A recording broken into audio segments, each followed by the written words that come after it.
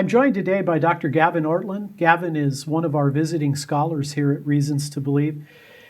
Gavin, an interesting idea that I have sometimes with my students is, can we learn things from non-Christians? And I know you have an interesting story about the astronomer Carl Sagan. Tell us a little bit about that. Yeah, well, I went to his book Contact, which is the best-selling science book in the English language of all time. Wow. And I wanted to just learn from that perspective. You know, he's kind of an iconic figure among more scientifically skeptical type people. Sure.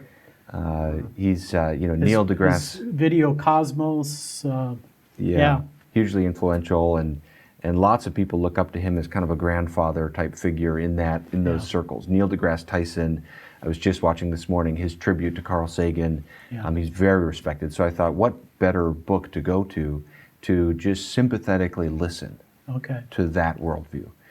So you're actually intending to listen to a skeptical perspective. Yes, exactly. I want to, Atticus Finch in the book To Kill a Mockingbird talks about how you never understand someone until you see the world through their eyes. Okay. And I think that's a really powerful point to consider when we're doing apologetics or any kind of dialogue, just really being a good listener. So trying to be a good listener to Carl Sagan, and I was shocked by what I heard.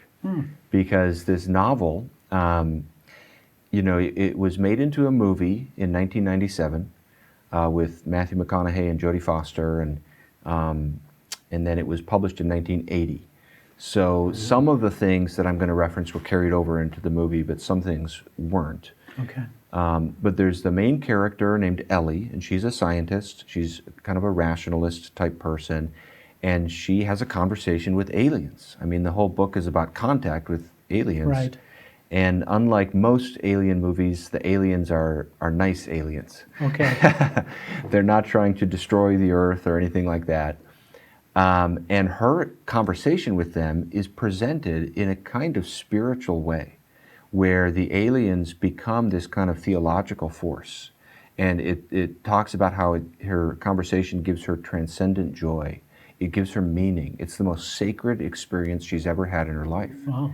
And so she's looking back on the rest of her life, and she basically comes to the realization of it's been easier for me to make contact with these aliens than with the human beings right around me in my family. Oh boy. So it's like the human heart is even harder to penetrate than these distant galaxies. And that already was a surprise to me, just based upon what I was expecting. But then her rationalism is sort of critiqued through the events of the novel, because she's given no proof of this experience that she has. And so she cannot prove it to anybody. And she has to start coming to a more complicated view of things like faith and reason. And then the thing that really shocked me the most is at the very end of the book, when basically you realize the aliens are not replacing God. So even though they're taking on a kind of spiritual role, they ultimately point backwards to something behind themselves. And that happens in a couple of ways. One of them is that the transit system of wormholes that allow these different alien species to have contact, nobody knows who built it. It's just always been there. And then one of the ideas in the book is that the number pi, so if people remember that from their math class in high school or whatever, it's like the 3.14 something else, repeating. Yes. So he has the idea that embedded in that number is this code that enables them to build machines that travel through the wormholes and that kind of thing.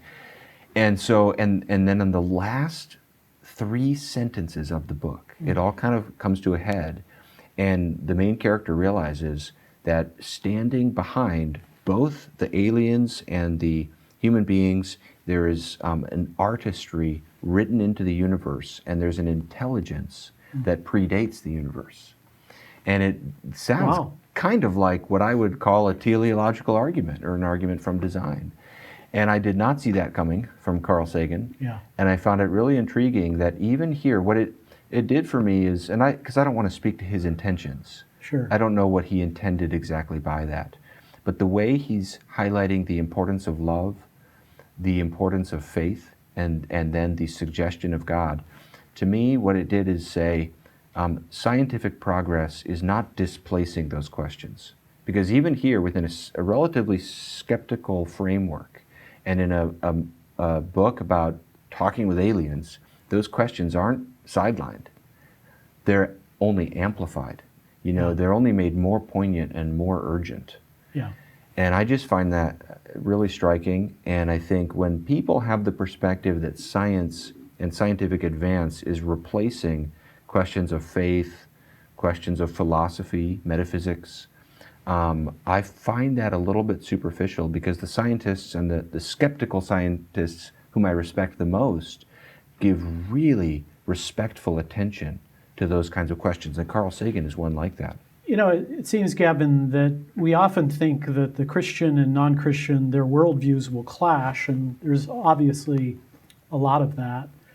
But we also share things in common with non-Christians: the image of God, general revelation, common grace. Do you think we should view the non-Christian worldview as a mixed bag rather than just constant differences? It seems to me that we should. All people are made in God's image, and all people live in God's world. And so there are constraints to our thinking and to life. And I think everybody will have true beliefs that we cannot help but have. And I think it helps in issues of apologetics and evangelism to try to do the listening first. I don't think the listening should replace a dialogue and talking back, but I think the dialogue will be better if we spend time really carefully listening first.